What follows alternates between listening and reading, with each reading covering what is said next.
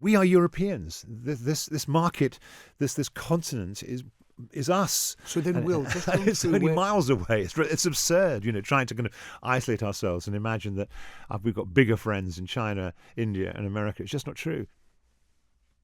Hello, it's James. This is a bonus episode of the news meeting because after Will Hutton joined us for Monday's episode, I wanted to spend some more time talking about his new book, which is called This Time, No Mistakes, How to Remake Britain.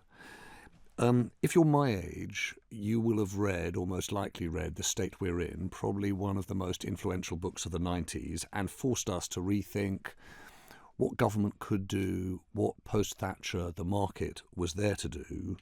No Mistakes This Time, if you like, is the book that said, well, that got us so far, but we need to go much further. And Will sets out in this book really a heartfelt cry for the UK to recognise the structural, cyclical trouble it's in. I think you used this phrase, Will. Yeah. The UK is much more far gone than it was when you wrote The State We're In. I have to confess, this may not be the roasting that you'd be hoping for, because there were periods where reading this book I cheered. I thought, thank goodness we're finally getting someone who's talking about the real scale of changes and reforms that we need. I'd like to get into some of those in detail to understand some of those, and particularly because I think people look at you and think, given your time editing The Observer, economics editor of The Guardian, your time in academia, the time that you spent advising companies too, and now the sense that you're also influencing what the Labour government might at least think about, I think people are really interested in the detail of what you're going to suggest. But I wanted to start, if I might, by just analysing, if you like, the two biggest choices of the last 14 years of Conservative government, austerity and Brexit. Yeah. Let's start with austerity. You give austerity quite a kicking in this book. Yeah. But was there not an argument for it that unless we got a grip on spending, there was going to be a risk that there would be a run on the pound and a financial crisis that would engulf the UK? It was a question of degree. I mean, what Alistair Darling and Gordon Brown had set out in the wake of the great financial crash was a contraction in the budget deficit, but in a measured way, with broadly half the reduction being taken by tax increases and half the reduction being taken by public expenditure cuts. And I mean, for me, that was reasoned. It didn't need to be kind of ratcheted up. And arguably, even what Brown and Darling was doing was a step too far, because Britain, like Western Europe and the United States and Canada, was about to enter what economists call a balance sheet recession. That's to say, the private sector in all these countries had over-borrowed. The banks, which had been fueling growth, were drawing in their horns, and the private sector was going to contract. And in those circumstances, with interest rates that are kind of, epic low, the state should step in. I mean, and that's kind of not just Keynesian economics, but that's kind of common sense. And that wasn't done. And actually, instead of even the reasoned kind of balanced approach that Darling and Brown set out, Osborne turned up the wick. And actually, almost all the burden of the deficit reduction was taken by public expenditure cuts. And some of the cuts were on the grounds that it was overblown, that the state was overblown, and you should shrink the state to make room for private investment that will be crowded in by the absence of state borrowing.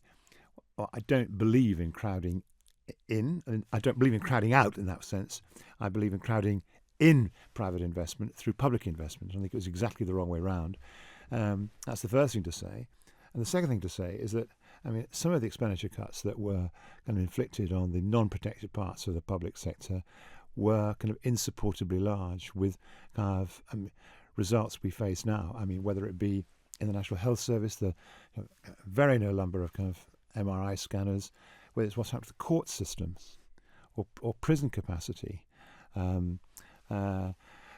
Sure Start has just been kind of examined by the Institute for Fiscal Studies.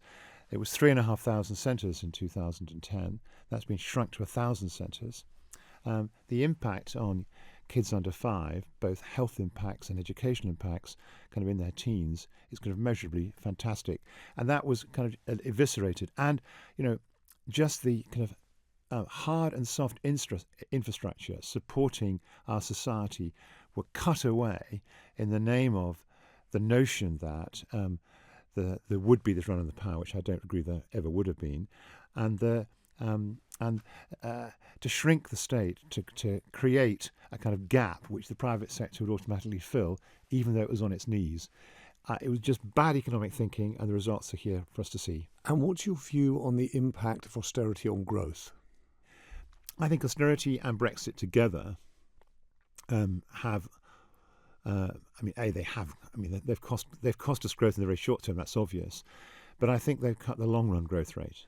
The long run growth rate, the OBR, the IMF, most respected economic forecasters would say that Britain's trend growth rate, which was, around 2.5% to 2.75% before the financial crisis, is now 1.25%, 1.5%. It's nearly halved. And if you cut public investment, which went from 3% of GDP to broadly 1% of GDP, and is currently running around 1.25%, 1.5%, you cut public investment by that degree, and that takes away one prop of the economy, and then there's all the kind of elements like education and training. For example, there's only one apprenticeship for every 3 that people apply for. Vocational education in further education colleges has been cut by 20% in real terms. And so you go on. And these things aren't kind of directly in the growth numbers, in the immediate growth numbers, but they affect trend growth because you don't have people coming forward in 5, 10, 15 years who've been through the same training process as they would have been before 2010. So when you try to rank, if you like, the people, at least in the last decade or so, who've brought us to the place we are, George Osborne as, if you like, the force behind austerity. Yes. Let's say Michael Gove as the person who opened the door to vote leave and Boris Johnson's leadership of that particular cause. Johnson himself in a style of government levelling up, and then Liz Truss with a mini budget. When you think of those 4 people, who are the people that you think are at the top of the list of causing the stress and problems for the UK economy that are at the heart of this time no mistakes book? I think I'd probably rank Brexit as a it's very difficult, this. They're co-equal mistakes in my view. Austerity, that's an important point. And one builds on the other, But Will, sorry, that's an important point. You think that austerity and Brexit are co-equal mistakes? Yeah, I do. And Brexit may be a bigger mistake in that its impact is more enduring. Professor Nick Crafts, who's a distinguished economic historian who died recently, a great figure, he reckoned that the impact of being a member of the European Union was to lift GDP by 10% cumulatively above what it otherwise would have been. That was inward investment. You could see it in the car industry. It was our small and medium-sized enterprises becoming part of kind of European supply chains. It was the intensity of competition from European producers, forcing British producers to get more productive. And all of that combined, and just trade intensity kind of was greater as a result of being in the single market and customs union. And actually that unravelling, we've lost half of that 10% already. The Goldman Sachs reckon it's 5% reduction. It will be, I think, 10% in 2030. And then it's ongoingly kind of problematic. In a way, you can get back on your feet by raising public investment and shredding and kind of shrinking and kind of putting right the damage of austerity. So in a sense, they're co-equal at the moment, I think, in their impact. The longer an impact of Brexit is more serious. So you wrote a teasing column in Sunday's Observer suggesting that essentially prime ministers over the last century had sooner or later realised that Britain's lot was in with Europe and the European market. And I think you ended it by saying something along the lines of, we're on the road again, or on the road back again. Yes.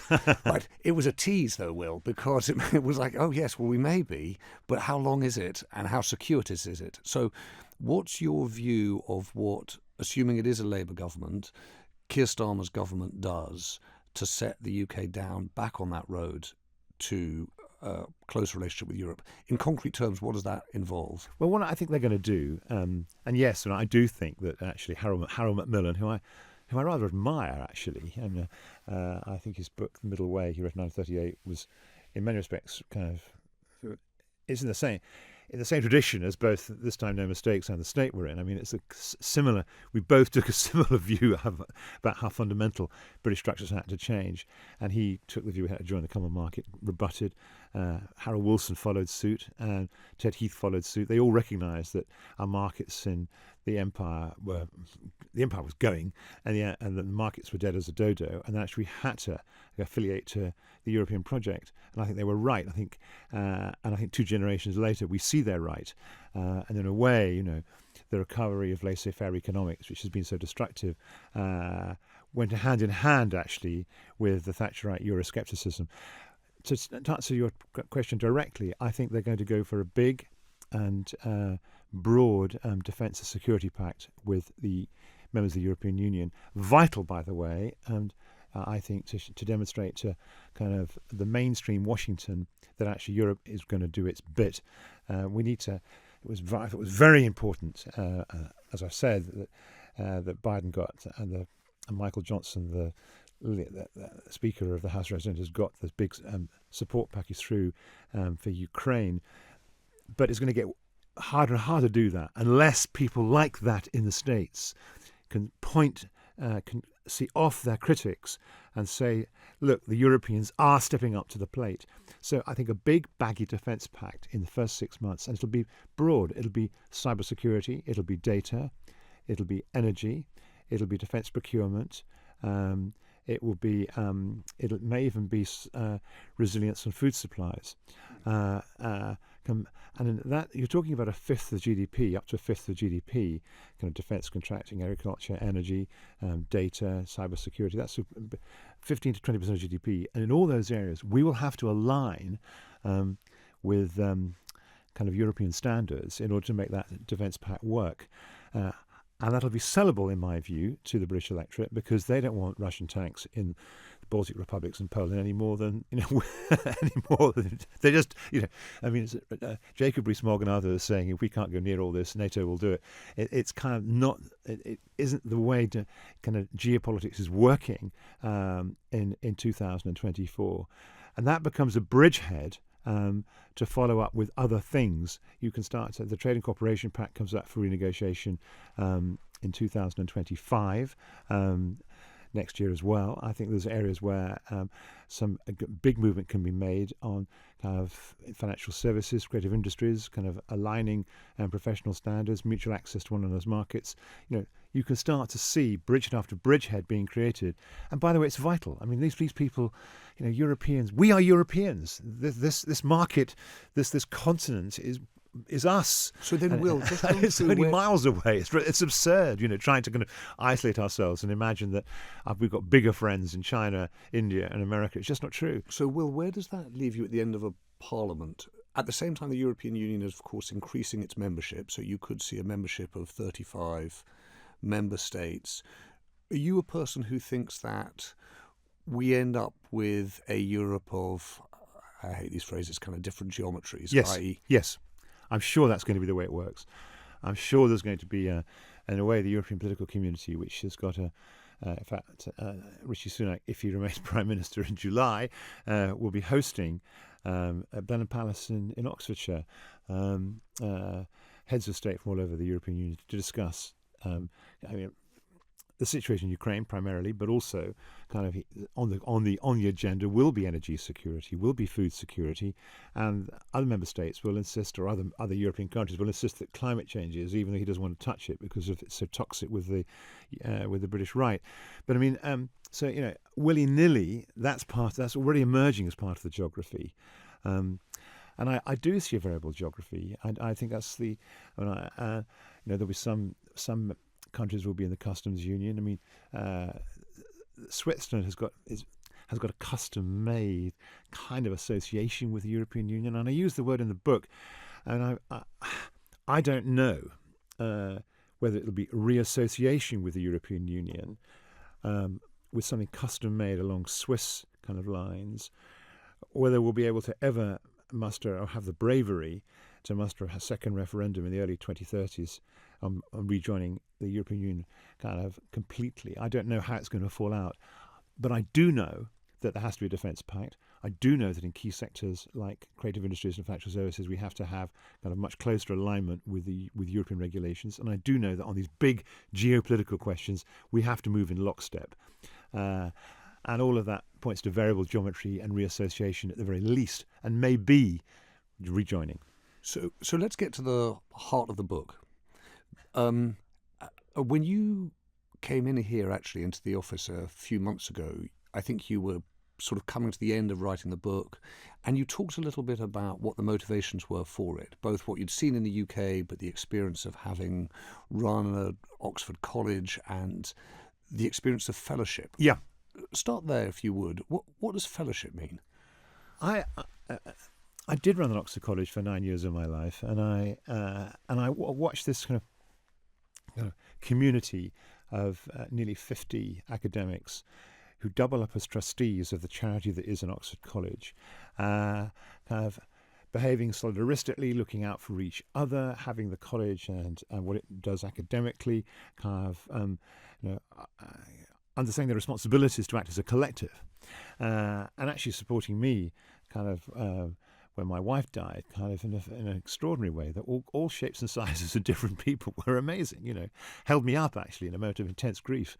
But simultaneously, I mean, academics, they are, and quite rightly, come on, they've got research interests, they plough their individual fellow, their kind of their individual kind of plough their individual course, and they've got individual agency. So they simultaneously kind of are members of this collective and behaving solidaristically, and also highly individualistically. And these are meant to be kind of incompatible value systems. But I watched at first hand the marriage of the two. And that's what I'm trying to argue in the book, that actually, the idea that one can only be kind of an individualist because one believes in capitalism, or one can, if you believe in fellowship, one can only be a kind of a socialist, is kind of not where human beings are at, really. And that we are, and I argue for the marriage of an ethical socialism grounded in the notion of fellowship, looking at it for each other, having each other's backs. I quote Clem Attlee, who, when asked what he understood by socialism, said, I follow the great citizen of this borough, using slightly 19th century language, William Morris, who said, fellowship is the socialism is fellowship, and fellowship is the hope of the world, and that's my credo.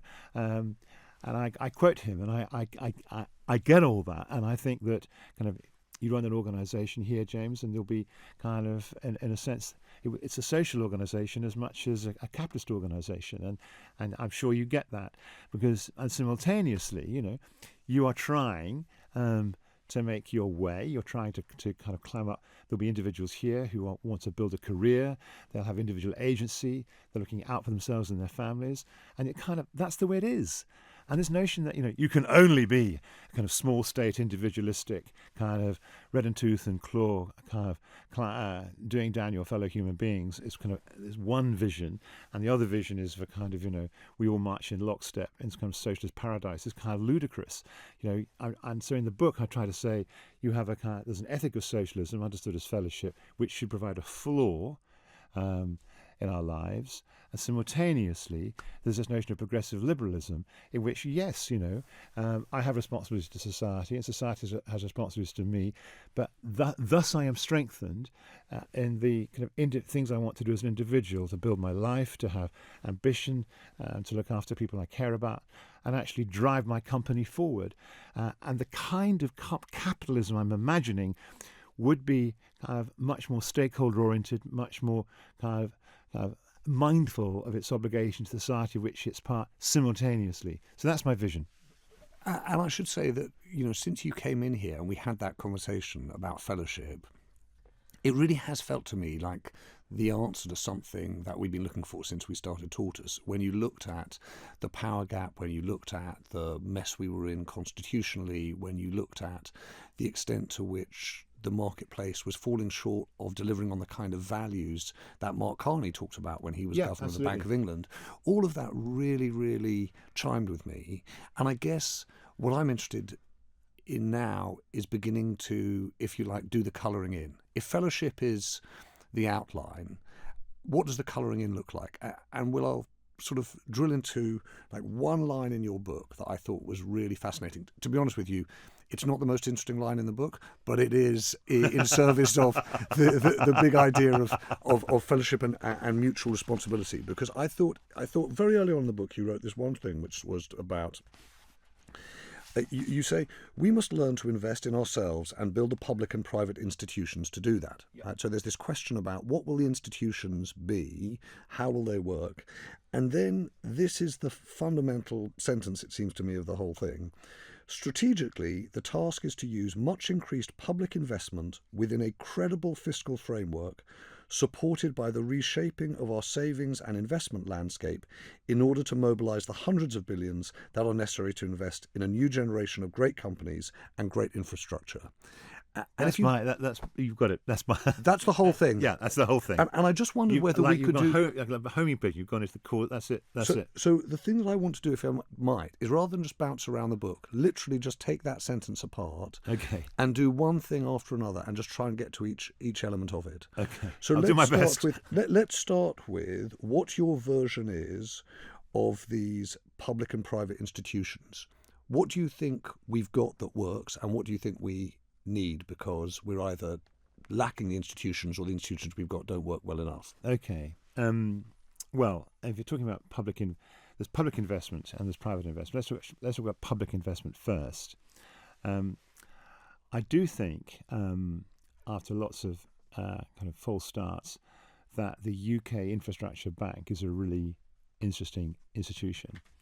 It's only got the capacity at the moment to kind of lend up to £20 billion over 5 years. And much of that is done through what's called the Sovereign Infrastructure Guarantee, guaranteeing other people's lending, not making its own. I think the UK Infrastructure Bank should be much, much bigger. I think its lending should be on the scale of what the European Investment Bank used to do when it was operating in the UK. That is to say, 10 billion, 12 billion, 14 billion every year. So 20 billion is its balance sheet, is it? It's described technically as having the financial capacity to lend up to £22 billion over the next 5 years. Oh, I see. So it's saying it can lend essentially 4 billion a year, and you like to lend 10 to 15. I mean, ultimately, I'd like its balance sheet to be vast. I mean, I think the UK Infrastructure Bank could take on could shoulder much of the burden of decarbonising the economy. Actually, that's one institution which I think really should be scaled up big time, and the Sovereign Infrastructure Guarantee should be scaled up big time. So that's one institution. I mean, I do think that on terms of innovation, and we have a network. You probably may never heard of them, but I had a hand in their formation back in the day, 2010. They're called catapults, and their job is to kind of identify kind of clever stuff that's going on in the frontiers of technology in the particular areas that they're operating. It could be vaccines, it could be space, it could be high-tech manufacturing, it could be robotics, and then kind of diffuse that knowledge kind of into kind of companies it's identified with who have the capacity to kind of use the kind of frontier technology, invest in it, help them find markets, sometimes co-partner with them. I mean, it's done very well in Germany and France, and I think that should be considerably scaled up. They're tiny. I mean, they've usually got between 150 and 200 people. They should be, 1,000 people should work in each one. The British Business Bank is an institution which I think needs to kind of become much more credible and and have a capacity to kind of lend itself rather than kind of introduce deals to other people. I mean, I think that's I think there's a case actually given the fourth industrial revolution for developing a kind of if you like, a stock market in intellectual property, so that people can buy and sell intellectual property, and that would give possibly the UK Infrastructure Bank, or possibly the British Business Bank, or possibly a new bank, a kind of knowledge bank, the capacity to, if an inventor or a company was able to kind of could say to a lender, to someone who's borrowing off, or a lender, that actually, my intellectual property is valued on the markets at 10, 20, 30 billion pounds, million pounds, then that could be the collateral against which to lend. So you can imagine, and I haven't talked about kind of restructuring. I think the pension protection fund, which should be vastly bigger, and I think we should be consolidating our pension funds so they reproduce the Australian superannuation funds, which is one reason why the Australian economy is kind of really kind of running well, is that it's got massive mobilization of investment behind its companies. That's just a few examples. I haven't talked about the Competition and Market Authority, which I would rejig. But anyway, look, there's lots and lots of things. Okay, so let's say that. I haven't got going really. No. But the spirit of it is, let's use the power of the state, the balance sheet of the state, to increase investment, public investment that gets private investment in. Exactly. And you can hear some people cheering and some people shuddering. And the ones who are shuddering are thinking, "Oh no, here they come, the left." They're just going to end up borrowing more, spending more than we've got. So let's come to the second element of this sentence. We'll increase public investment within a credible fiscal framework. Now, I can almost hear listeners to this podcast thinking now is the time to tune into the Tortured Poets department. Maybe I should give that a listen. But can we get into credible fiscal framework, Will? Because it feels to me as though there are two kind of caricatured views of this. One is, beware people who meddle with the fiscal rules, because what they're doing is just encouraging politicians to borrow. And then there are other people who say, no, the Treasury is the villain here. They endlessly straitjacket us into a set of rules on tax, spend and borrowing that mean we never invest in the future of the UK. So what's your version of a credible fiscal framework? Well, just to pick up that last point, and then I'll go straight to the heart of the matter.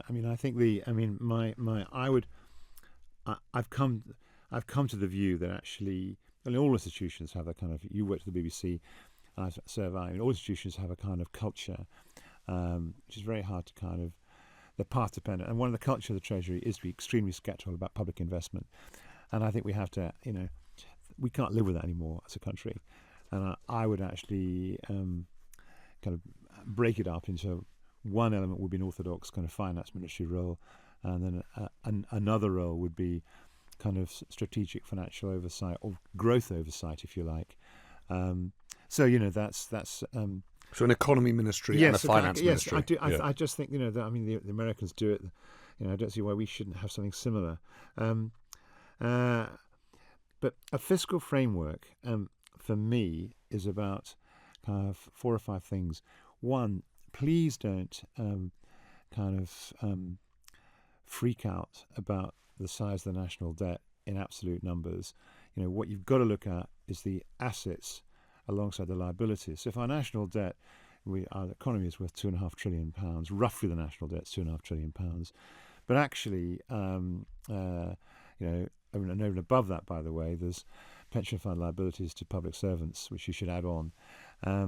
What matters is the assets, the hospitals, the schools, the roads, the ports, and actually our net that balance sheet has gone negative in Britain because we've sold off so much, and our public investment's been too low for so long, and so one part of having credible fiscal rules is actually to put on the table firmly that actually the job of the state is at the very least to make sure that the public balance sheet kind of doesn't deteriorate and hopefully gets stronger. And you certainly don't want it negative as it is at the moment. So that gives you permission to say to the financial markets, we are trying to kind of remedy something and they know what they can see weakness actually the financial markets.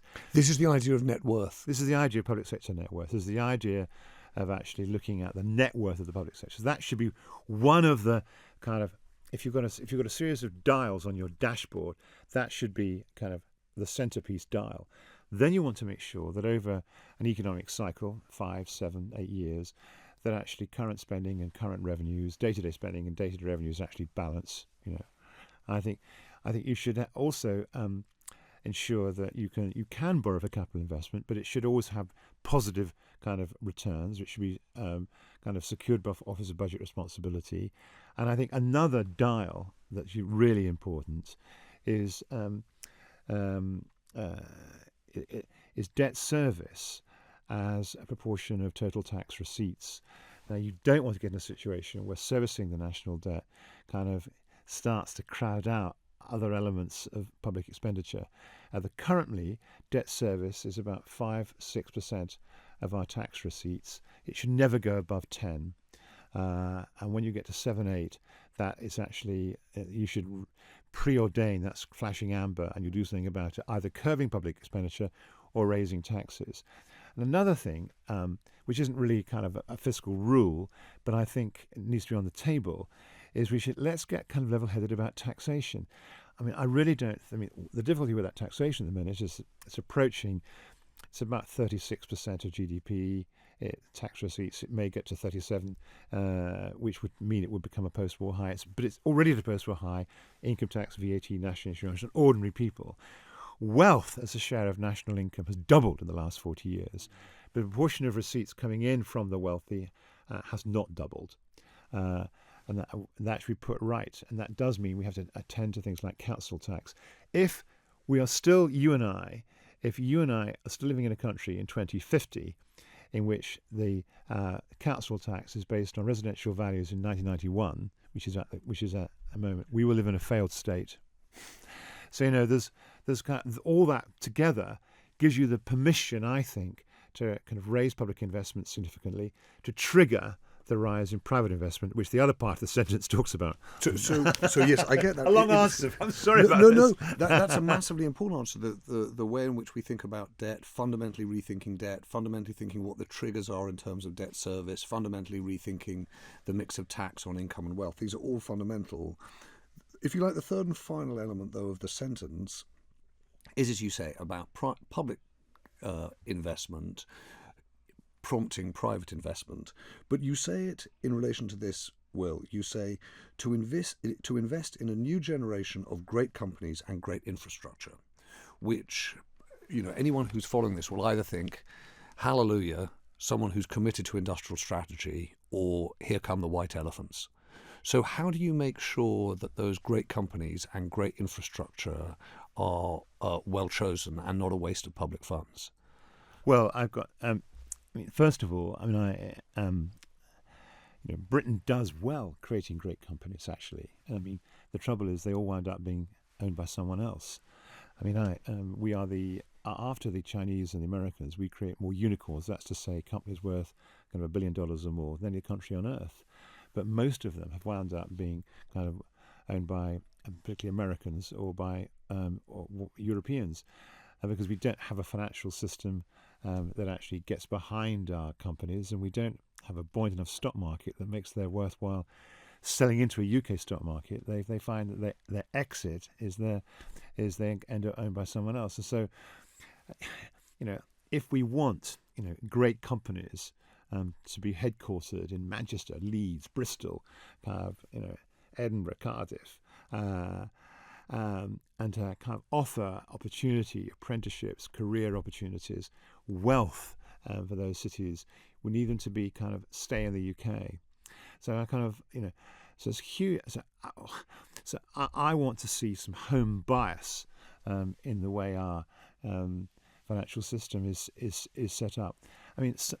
Some of the Northumbria University, improbably, but why not, has got more startups. The university kind of in the UK, and yet the system to kind of allow them to scale up to become great companies that would rejuvenate Tyneside is negligible.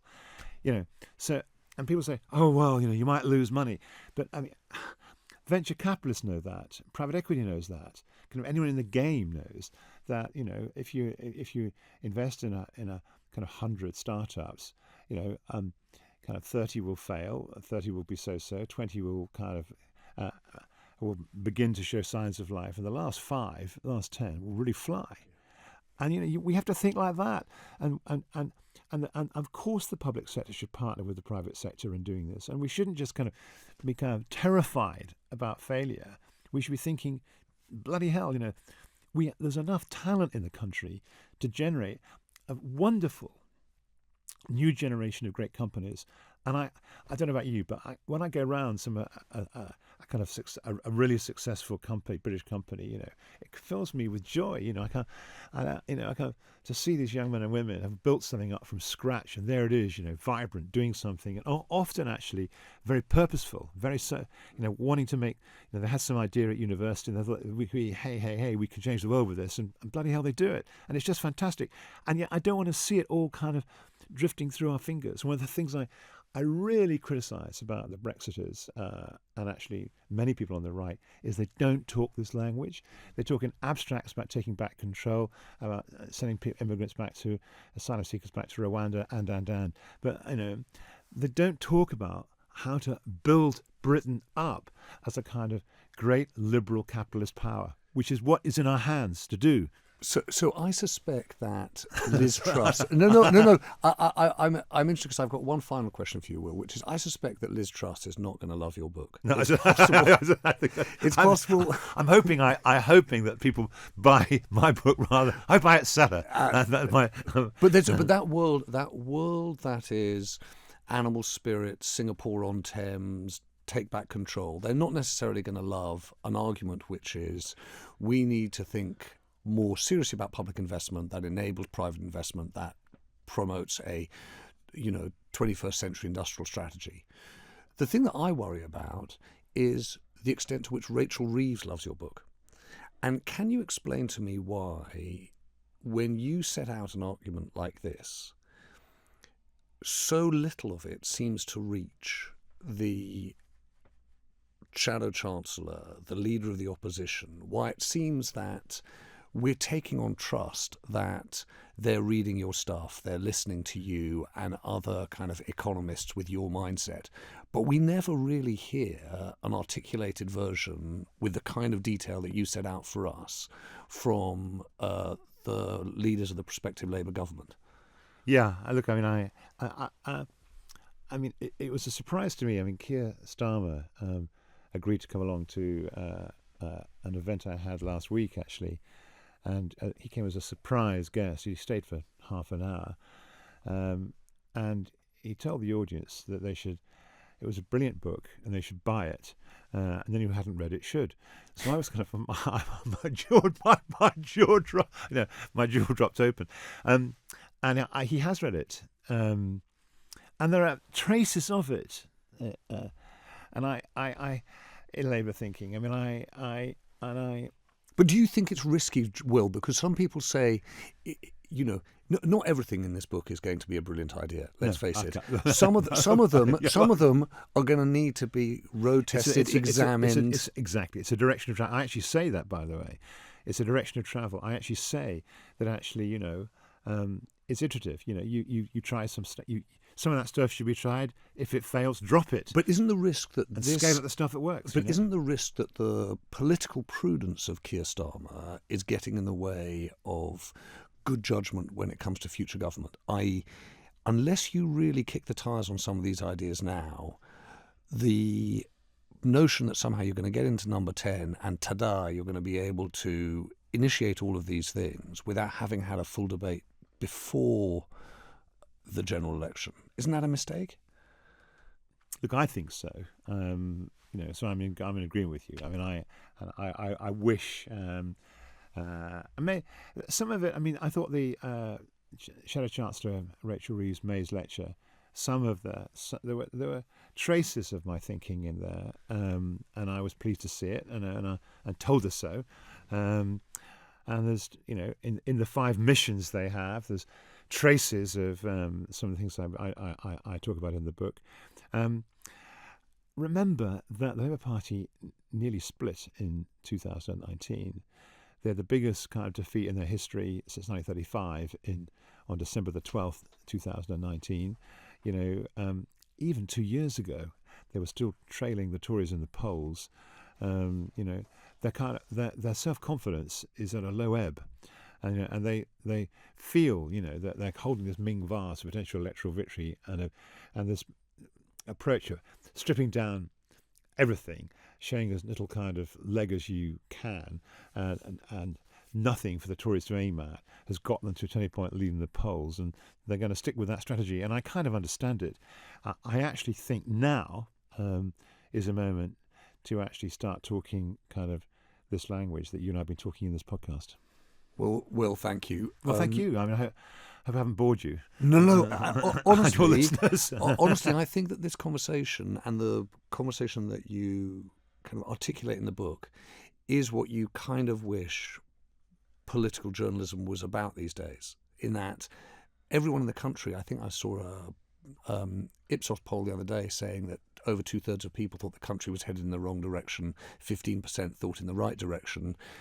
You can't change direction unless you really rethink things. And, for what it's worth, This Time No Mistakes really forces you to have a go at rethinking things. So thank you. Do go and read it. Buy it. We have to make it so it outsells Liz Truss's book.